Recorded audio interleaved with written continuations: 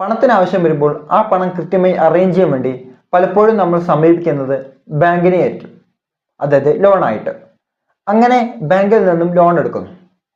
ബാങ്കിൽ നിന്ന് ലോൺ തരാൻ കയ്യിൽ നീട്ടിയിരിക്കുകയാണ്. വളരെ എളുപ്പത്തിൽ ലോൺ സാങ്ഷൻ ആവുന്നു. അത് എങ്ങനെ വേണമെങ്കിലും അപ്ലൈ ചെയ്താൽ മതി, വളരെ എളുപ്പത്തിൽ ലോൺ ലഭിക്കും. കാരണം ബാങ്കിന് വേണ്ടത് ഇൻട്രസ്റ്റ് ആണ്. അതുകൊണ്ട് ബാങ്ക് വളരെ വേഗത്തിൽ നമുക്ക് ലോൺ തരുന്നു. എന്നാൽ സാലറി ലഭിക്കുന്നു. ഈ സാലറി കൊണ്ട് പലപ്പോഴും നമുക്ക് ലോൺ അടച്ച് തികയുന്നില്ല. കാരണം വ്യത്യസ്ത തരത്തിലുള്ള ലോണുകളാണ് ഇന്ന് ഓരോ കുടുംബത്തിന്റെ മുകളിലും ഉള്ളത്. ഹോം ലോൺ ആയിക്കോട്ടെ, വെഹിക്കിൾ ലോൺ ആയിക്കോട്ടെ, പേഴ്സണൽ ലോൺ ആയിക്കോട്ടെ, ക്രെഡിറ്റ് കാർഡുമായി ബന്ധപ്പെട്ട ലോൺ ആയിക്കോട്ടെ, ഇങ്ങനെ വ്യത്യസ്ത തരത്തിലുള്ള ലോണുകൾ ഓരോരുത്തരുടെ പക്കലുമുണ്ട്. അതുകൊണ്ട് തന്നെ സാലറി ലഭിക്കുന്നു. ഈ സാലറി കൃത്യമായി നമുക്ക് വിനിയോഗിക്കാൻ സാധിക്കുന്നില്ല. ഇതെല്ലാം ലോൺ റീപേയ്മെന്റിലോട്ടാണ് പോകുന്നത്. അതുകൊണ്ട് തന്നെ നമുക്ക് ഈ സാലറി കൊണ്ട് ജീവിക്കാൻ പലപ്പോഴും നമുക്ക് സാധിക്കുന്നില്ല. എന്നാൽ ഇന്നത്തെ വീഡിയോയിലൂടെ ഞാൻ നിങ്ങൾക്ക് ഷെയർ ചെയ്യുന്നത് ഒരു ലോൺ തിരിച്ചടയ്ക്കാനുള്ള കുറച്ച് സ്ട്രാറ്റജീസ് ആണ് ഇന്നത്തെ വീഡിയോയിലൂടെ ഞാൻ നിങ്ങൾക്ക് ഷെയർ ചെയ്യുന്നത്. എൻ്റെ പേര് ആൽബിൻ. ഇതേപോലെ അറിവുകൾ നിങ്ങൾ വളരെയധികം ഇൻട്രസ്റ്റ് ആണെങ്കിൽ പേജ് ഫോളോ ചെയ്യുന്ന കാര്യം ഒന്ന് പരിഗണിക്കുക. അപ്പം നമുക്ക് ഓരോന്നായി നോക്കാം. ആദ്യം തന്നെ ഏതൊക്കെ ലോണുകളാണുള്ളത്, അതിൻ്റെ ഇൻട്രസ്റ്റ്, അതിൻ്റെ കാലാവധി എന്നിവയെ കണക്ട് ചെയ്തുകൊണ്ട് ഒരു ലിസ്റ്റ് നമ്മൾ തയ്യാറാക്കണം. എന്താണ്, നിങ്ങൾക്ക് ഏതൊക്കെ ലോണുകളാണുള്ളത്, അതിൻ്റെ ഇൻട്രസ്റ്റ്, അതിൻ്റെ കാലാവധി എന്നിവയെ ബേസ് ചെയ്തുകൊണ്ട് ഒരു ലിസ്റ്റ് നമ്മൾ തയ്യാറാക്കണം. എന്നിട്ട് സ്വാഭാവികമായി നമ്മൾ ഓരോരുത്തരും ചെയ്യുന്നത് എന്താണ്, ഇൻട്രസ്റ്റ് ഏത് ലോണാണോ കൂടുതലുള്ളത്, അല്ലെങ്കിൽ ഇൻട്രസ്റ്റ് ഏത് ലോണിനാണോ കൂടുതലുള്ളത്, അത് നമ്മൾ ആദ്യം ക്ലോസ് ചെയ്യും. സ്വാഭാവികമായും എല്ലാ വ്യക്തികളും ഈ പ്രൊസീജിയേഴ്സ് ആണ് ചെയ്യുന്നത്. എന്നാൽ നമുക്ക് മറ്റൊരു സ്ട്രാറ്റജി ഉപയോഗിച്ചുകൊണ്ട് ഈ ലോൺ നമുക്ക് വളരെ വേഗത്തിൽ ക്ലോസ് ചെയ്യാം. അതായത് ഇൻട്രസ്റ്റ് കുറവുള്ള ലോണ് ആദ്യം നമ്മൾ ക്ലോസ് ചെയ്യുന്നു. അതേപോലെ തന്നെ ഇൻട്രസ്റ്റ് കൂടുതലുള്ളത് നമ്മൾ ഹോൾഡ് ചെയ്യുന്നു. എങ്ങനെ, ഇൻട്രസ്റ്റ് കുറവുള്ള ലോൺ ആദ്യം നമ്മൾ ക്ലോസ് ചെയ്ത് ആത്മവിശ്വാസം നമ്മൾ നേടിയെടുക്കുന്നു. ഈ ആത്മവിശ്വാസം നേടിയെടുത്തു കഴിഞ്ഞാൽ അടുത്ത ലോൺ നമുക്ക് വളരെ വേഗത്തിൽ ക്ലോസ് ചെയ്യാൻ പറ്റും. എങ്ങനെയെന്ന് പറഞ്ഞുതരാം. എനിക്ക് 2 ലോൺ ഉണ്ട് എന്ന് വിചാരിക്കുക. ഒന്ന് ക്രെഡിറ്റ് കാർഡിന്റെ ലോൺ. ക്രെഡിറ്റ് കാർഡിന്റെ ലോണിന് എത്രയാണ് ഇൻട്രസ്റ്റ് വരുന്നത്? 35% മുതൽ 40% വരെയാണ് ഇൻട്രസ്റ്റ് വരുന്നത്. എന്നാൽ എനിക്കൊരു പേഴ്സണൽ ലോണും കൂടി ഉണ്ട്. അതിന്റെ പെർസെൻറ്റേജ് എത്രയാണ്? ശരാശരി ഒരു 15% ആണ് അതിന്റെ ഇൻട്രസ്റ്റ് റേറ്റ് വരുന്നത് എന്ന് വിചാരിക്കുക.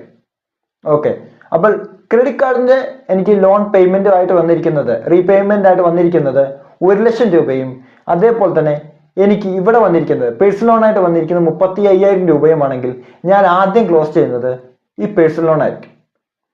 ഈ പേഴ്സണൽ ലോൺ ഞാൻ ആദ്യം ക്ലോസ് ചെയ്യുന്നു. അതിനുശേഷം എൻ്റെ അസറ്റ് ഞാൻ പ്ലെഡ്ജ് ചെയ്യുന്നു.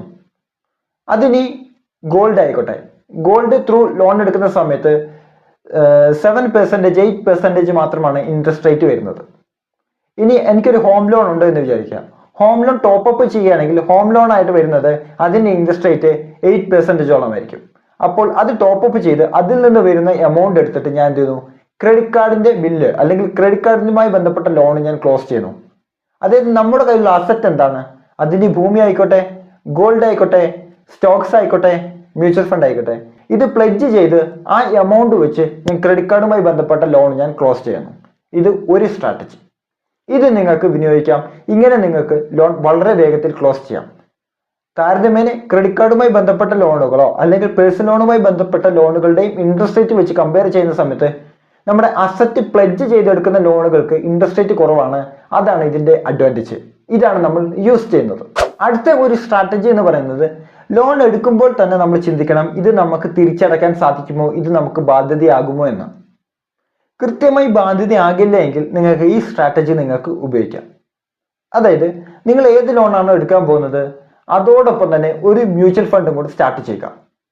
നിങ്ങൾ 20,000 രൂപയാണ് നിങ്ങൾ ലോൺ റീപേയ്മെന്റ് ആയിട്ട് പോകുന്നെങ്കിൽ ഈ 20,000 രൂപ വെച്ച് നിങ്ങൾ എന്ത് ചെയ്യുക, കൃത്യമായി ഒരു SIP സ്റ്റാർട്ട് ചെയ്യുക. ഇല്ലെങ്കിൽ നിങ്ങൾ 20 ലക്ഷം രൂപ ലോൺ എടുക്കുന്നുണ്ടെങ്കിൽ അതിൽ 3 ലക്ഷം രൂപ നിങ്ങൾ എന്ത് ചെയ്യുക, ഒരു മ്യൂച്വൽ ഫണ്ടിൽ ലപ്സമായിട്ട് നിങ്ങൾ അടയ്ക്കുക. ഇങ്ങനെ ഏതെങ്കിലും ഒന്ന് നിങ്ങൾ ചെയ്യണം.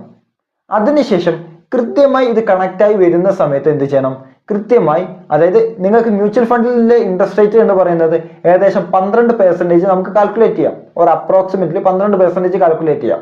അപ്പോൾ നമുക്ക് ഇവിടെ ഉയർന്ന റിട്ടേൺ കിട്ടുന്നുണ്ട്. എന്നാൽ ഒരു ഹോം ലോൺ ആണെങ്കിലോ 8% ആണ് വരുന്നത്. അപ്പോൾ നമുക്ക് കൃത്യമായി ഇത് അടച്ചു പോകുന്ന സമയത്ത് കണക്റ്റായി വരുമ്പോൾ അല്ലെങ്കിൽ റീപേയ്മെന്റ് പെട്ടെന്ന് അടച്ച് ക്ലോസ് ചെയ്യാൻ പാകത്തിന് വരുന്ന സമയത്ത് മ്യൂച്വൽ ഫണ്ടിൽ നിന്നും ക്യാഷ് വിഡ്രോ ചെയ്യുക പെട്ടെന്ന് തന്നെ നമുക്ക് അടച്ചു തീർക്കാൻ നമുക്ക് സാധിക്കുന്നതാണ്. ഇത് ഒരു സ്ട്രാറ്റജിയാണ് വിനിയോഗിക്കുക. അടുത്ത ഒരു സ്ട്രാറ്റജി എന്ന് പറയുന്നത് കൃത്യമായി വരുമാനം വർദ്ധിപ്പിക്കാൻ സാധിക്കുന്നവർക്ക് മാത്രമാണ് ഇത് സപ്പോർട്ടീവായിട്ട് വരുന്നത്. എന്നാൽ ബാക്കിയുള്ളവർക്കും ഇത് പ്രായോഗിക തലത്തിൽ എങ്ങനെ ഇംപ്ലിമെന്റ് ചെയ്യാമെന്ന് നോക്കാം.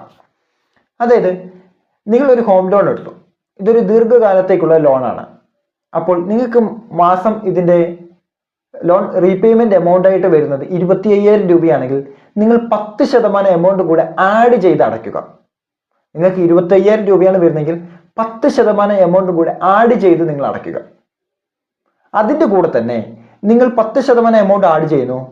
ഇതിൻ്റെ കൂടെ തന്നെ ഒരു വർഷം നിങ്ങൾ 12 റീപേയ്മെന്റുകളാണ് ചെയ്യുന്നത്.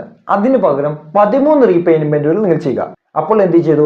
ആദ്യഘട്ടത്തിൽ നിങ്ങൾ ലോണുകളെല്ലാം അടയ്ക്കുമ്പോൾ ഇതിന്റെ പലിശയിലേക്കാണ് പോകുന്നത്. അപ്പോൾ സ്വാഭാവികമായും ഇതിന്റെ മുതലിലേക്കും കൂടെ പെട്ടെന്ന് പോയി തുടങ്ങും. അപ്പോൾ നിങ്ങൾക്ക് വളരെ വേഗത്തിൽ ലോൺ നിങ്ങൾക്ക് ക്ലോസ് ചെയ്യാൻ സാധിക്കും. അത് കൂടാതെ തന്നെ നിങ്ങൾക്ക് ലോൺ എമൗണ്ട് 25,000 രൂപയാണ് വരുന്നത്, അല്ലെങ്കിൽ ലോൺ റീപേയ്മെന്റ് എമൗണ്ട് 25,000 രൂപയാണ് വരുന്നതെങ്കിൽ നിങ്ങൾ അവിടെ ചെയ്യേണ്ടത് ഓരോ വർഷവും 10% എമൗണ്ടും കൂടെ എക്സ്ട്രാ നിങ്ങൾ അടയ്ക്കണം. ഇങ്ങനെ ഓരോ വർഷം 10% എമൗണ്ട് വെച്ച് നിങ്ങൾ കയറ്റി വരുമ്പോൾ നിങ്ങൾക്ക് വളരെ വേഗത്തിൽ എന്ത് ചെയ്യാം? ലോൺ നിങ്ങൾക്ക് ക്ലോസ് ചെയ്യാൻ സാധിക്കുന്നതാണ്. ഇങ്ങനെ 4 സ്ട്രാറ്റജികൾ ഉപയോഗിച്ചുകൊണ്ട് നിങ്ങളുടെ ലോണുകൾ വളരെ വേഗത്തിൽ ക്ലോസ് ചെയ്യാം. കുടുംബത്തിൽ സമാധാന അന്തരീക്ഷം നിങ്ങൾക്ക് സൃഷ്ടിക്കാൻ പറ്റും. ലോണിന്റെ ടെൻഷനുകളിൽ നിന്നെല്ലാം നിങ്ങൾക്ക് വിമുക്തനാവാനും സാധിക്കും. അപ്പോൾ ഈ അറിവ് വളരെ ഉപകാരമെങ്കിൽ കൂടുതൽ ആൾക്കാരിലേക്ക് ഷെയർ ചെയ്യുന്ന കാര്യം ഒന്ന് പരിഗണിക്കുക. അതേപോലെ തന്നെ വീഡിയോ കുറിച്ചുള്ള അഭിപ്രായങ്ങളും നിർദ്ദേശങ്ങളും കമന്റ് ചെയ്യപ്പെടുത്തുക. ഇതേപോലുള്ള അറിവുകൾക്ക് നിങ്ങൾ വളരെയധികം ഇൻട്രസ്റ്റ് ആണെങ്കിൽ പേജ് ഫോളോ ചെയ്യുന്ന കാര്യം ഒന്ന് പരിഗണിക്കുക. അടുത്ത വീഡിയോയിൽ മറ്റൊരു ടോപ്പിക്കുമായി നമുക്ക് വീണ്ടും കാണാം. ബൈ.